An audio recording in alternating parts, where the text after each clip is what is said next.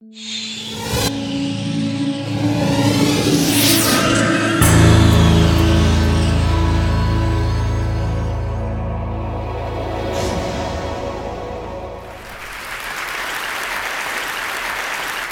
a few minutes ago, I took this picture about 10 blocks from here. This is the Grand Cafe here in Oxford. I took this picture because this turns out to be the first coffee house to open in England in 1650. That's its great claim to fame. And I wanted to show it to you not because I want to give you the kind of, Starbucks tour of historic England, but rather because the English coffee house was crucial to the development and spread of one of the great intellectual flowerings of the last 500 years, what we now call the Enlightenment. And the coffee house played such a big role in the birth of the Enlightenment, in part because of what people were drinking there, right? Because before the spread of coffee and tea through British culture, what people drank, both elite and mass folks drank day in and day out from dawn until dusk, was alcohol, right? Alcohol was the daytime beverage of choice. You would drink a little beer with breakfast and have a little wine at lunch, a little gin, particularly around 1650, and top it off with a little beer and wine at the end of the day. That was the healthy choice, right? Because the water wasn't safe to drink. And so effectively, until the rise of the coffee house, you had an entire population that was effectively drunk all day. And you can imagine what that would be like, right, in your own life, and I know this is true of some of you, if you were drinking all day and then you switched from a depressant to a stimulant in your life, you would have better ideas. You would be sharper and more alert. And so it's not an accident that a great flowering of innovation happened as England switched to tea and coffee. But the other thing that makes the coffee house important is the architecture of the space. It was a space where people would get together from different backgrounds, different fields of expertise, and share. It was a space, as Matt Ridley talked about, where ideas could have sex, right? This was their conjugal bed, in a sense. Ideas would get together there. And an astonishing number of innovations from this period have a coffee house somewhere in their story. I've been spending a lot of time thinking about coffee houses for the last 5 years because I've been kind of on this quest to investigate this question of where good ideas come from. What are the environments that lead to unusual levels of innovation, unusual levels of creativity? What's the kind of what is the space of creativity? And what I've done is I've looked at both environments like the coffee house, I've looked at like media environments like the World Wide Web that have been extraordinarily innovative. I've gone back to the history of the first cities. I've even gone to biological environments like coral reefs and rainforests that involve unusual levels of biological innovation. And what I've been looking for is shared patterns, kind of signature behavior that shows up again and again in all of these environments. Are there recurring patterns that we can learn from, that we can take and kind of apply to our own lives or our own organizations, our own environments, to make them more creative and innovative? And I think I found a few. But what you have to do to make sense of this and to really understand these principles is you have to do away with a lot of the way in which our kind of conventional metaphors and language steers us towards certain concepts of idea creation, right? We have this very rich vocabulary to describe moments of inspiration, right? We have the kind of the flash of insight, the stroke of insight, we have epiphanies, we have eureka moments, we have the light bulb moments, right? All of these concepts, as kind of rhetorically florid as they are, share this basic assumption, which is that an idea is a single thing. It's something that happens often in a wonderful, illuminating moment. But in fact, what I would argue, and what you really need to kind of begin with, is this idea that an idea is a network on the most elemental level, right? I mean, this is what is happening inside your brain. A new idea is a new network of neurons firing in sync with each other inside your brain. It's a new configuration that has never formed before, right? And the question is, how do you get your brain into environments where these new networks are going to be more likely to form? And it turns out that, in fact, the kind of network patterns of the outside world mimic a lot of the network patterns of the internal world of the human brain. So the metaphor I'd like to use is actually, I can take from a story of a great idea that's quite recent, a lot more recent than the 1650s. A wonderful guy named Timothy Prestero has an organization called Design That Matters. They decided to tackle this really pressing problem of the terrible problems we have with infant mortality rates in in the developing world.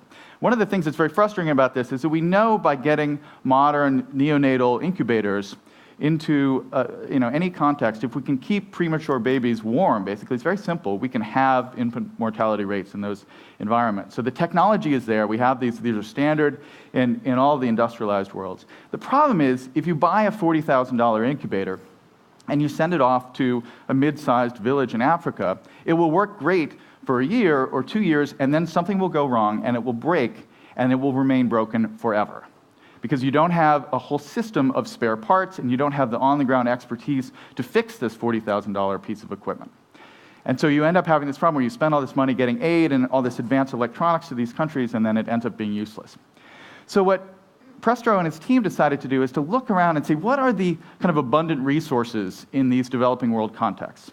And what they noticed was they don't have a lot of DVRs, they don't have a lot of microwaves, but they seem to do a pretty good job of keeping their cars on the road, right? There's a Toyota 4Runner on the street in all these places. They seem to have the expertise to keep cars working. So they started to think, could we build a neonatal incubator that's built entirely out of automobile parts? And this is what they ended up coming with. It's called the NeoNurture device. From the outside, it looks like a normal little thing you'd find in a modern Western hospital. In the inside, it's all car parts. It's got a fan, it's got headlights for warmth, it's got door chimes for alarm, it runs off a car battery. And so all you need is the spare parts from your Toyota and the ability to fix a headlight, and you can repair this thing. Now, that's a great idea, but what I'd like to say is that, in fact, this is a great metaphor for the way that ideas happen. We like to think our breakthrough ideas, are like that $40,000 brand new incubator, state-of-the-art technology. But more often than not, they're cobbled together from whatever parts that happen to be around nearby. We take ideas from other people, from people we've learned from people we run into in the coffee shop, and we stitch them together into new forms and we create something new. That's really where innovation happens. And that means that we have to change some of our models of kind of what innovation and deep thinking really looks like, right? I mean, this is one vision of it. Another is Newton and the apple. This is a statue, though Newton was at Cambridge, this is a statue from Oxford, where you're sitting there thinking a deep thought and the apple falls from the tree and you have a theory of gravity.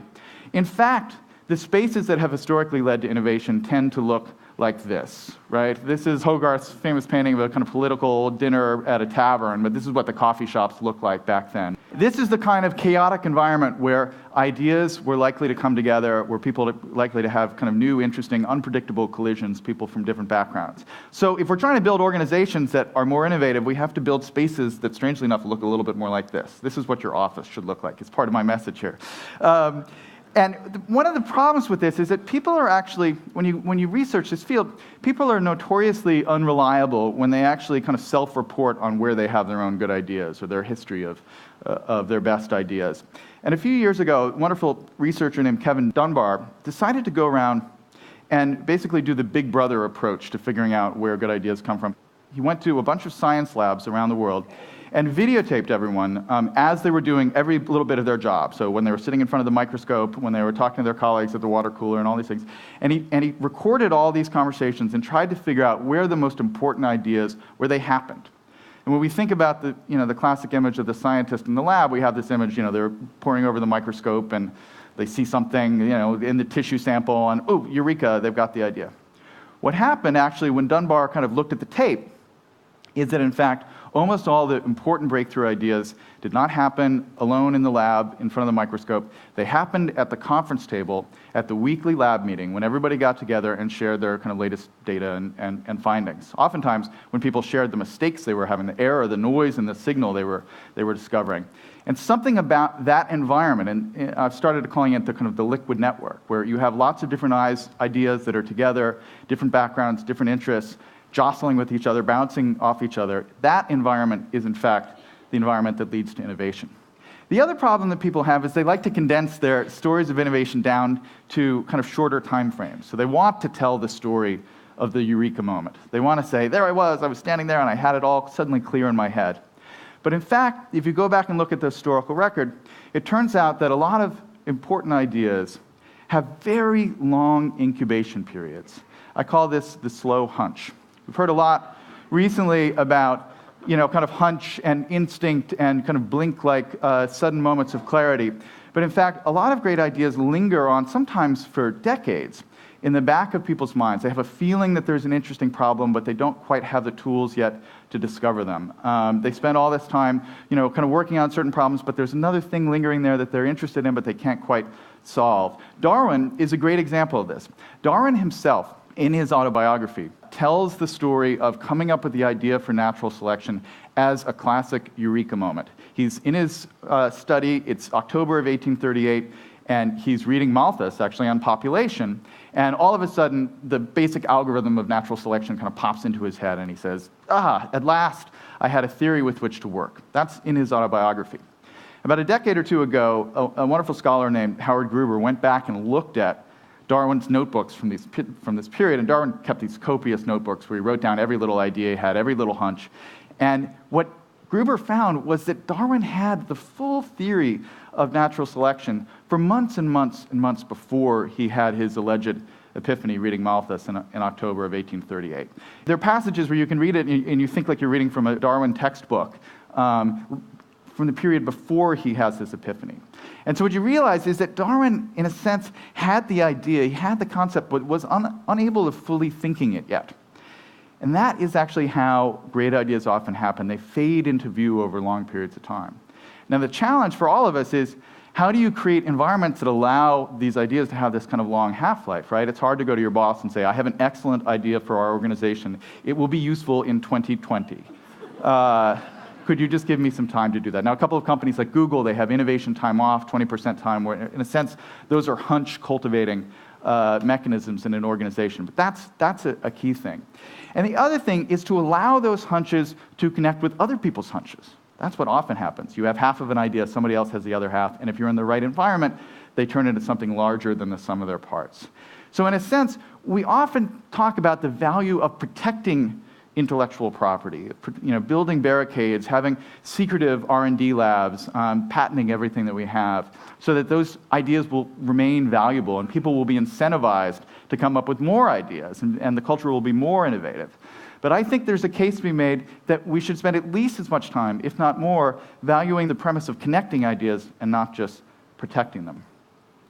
And I'll leave you with this story, which I think captures a lot of these values, and it's just a wonderful kind of tale of innovation and how it happens in unlikely ways.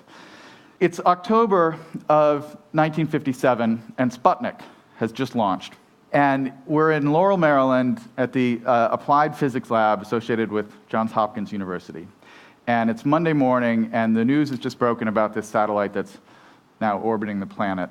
And of course, this is nerd heaven, right? There are all these physics geeks who are there thinking, oh my gosh, this is incredible, I can't believe this has happened.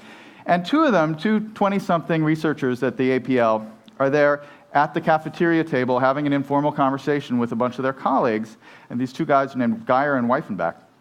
And they start talking, and one of them says, hey, has anybody tried to listen for this thing?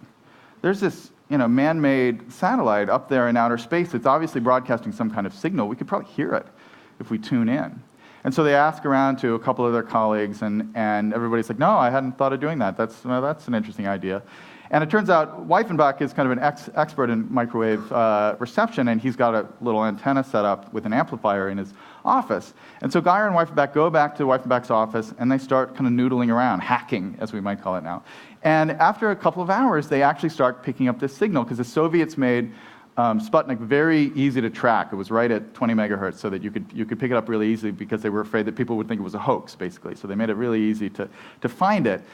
And so these two guys are sitting there listening to this signal, and people start kind of coming into the office and saying, wow, that's pretty cool. Can I hear? Well, that's great. And before long, they think, well, geez, this is kind of historic. We may be the first people in the United States to be listening to this. We should record it. And so they bring in this big clunky analog tape recorder, and they start recording these little bleep, bleeps, and they start writing down the kind of time stamps for each little bleep that they record.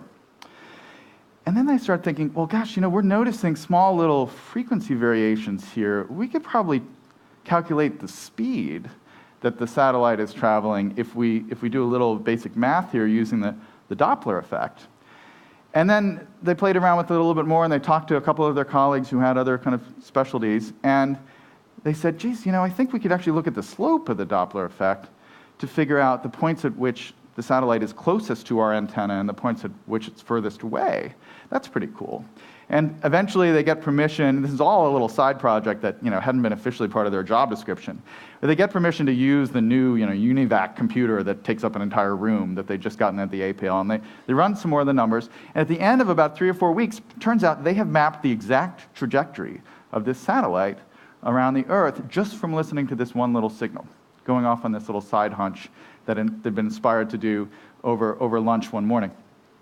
A couple of weeks later, their boss, Frank McClure, pulls them into the room and says, hey, you guys, I have to ask you something about that project you were working on. You've figured out an unknown location of a satellite orbiting the planet from a known location on the ground. Could you go the other way? Could you figure out an unknown location on the ground if you knew the location of the satellite? And they thought about it, and they said, well, I guess maybe you could. Let's run the numbers here. And so they went back, and they thought about it, and they came back and said, actually, it'll be easier. And he said, oh, that's great, because, see, I have these new nuclear submarines that I'm building, and it's really hard to figure out how to get your missile so that it will land right on top of Moscow if you don't know where the submarine is in the middle of the Pacific Ocean. So we're thinking we could throw up a bunch of satellites and use it to track our submarines and figure out their location in the middle of the ocean. Could you work on that problem? And that's how GPS was born. 30 years later, Ronald Reagan actually opened it up and made it an open platform that anybody could kind of build upon, and anybody could come along and build new technology that would create and innovate on top of this open platform. Left it open for anyone to do pretty much anything they wanted with it. And now, I guarantee you, certainly half this room, if not more, has a device sitting in their pocket right now that is talking to one of these satellites in outer space. And I bet you, one of you, if not more, has used said device and said satellite system to locate a nearby coffee house somewhere in the last day or last week, right? And that, I think, is a great case study, a great lesson in the power, the marvelous kind of unplanned, emergent, unpredictable power of open, innovative systems. When you build them right, they will be led to completely new directions that the creators never even dreamed of. I mean, here you have these guys who basically thought they were just following this hunch, this little passion that had developed. Then they thought they were fighting the Cold War, and then it turns out they're just helping somebody find a soy latte. That is how innovation happens. Chance favors the connected mind. Thank you very much.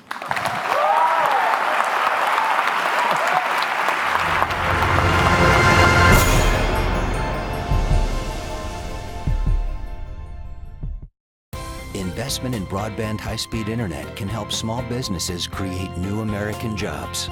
Small businesses are being formed, dreams are being launched, and at AT&T, we're investing billions to upgrade and build out our wired and wireless networks. Now is not the time to stall momentum or stifle innovation or investment. Jobs, dreams, and the future are at stake. AT&T, your world delivered.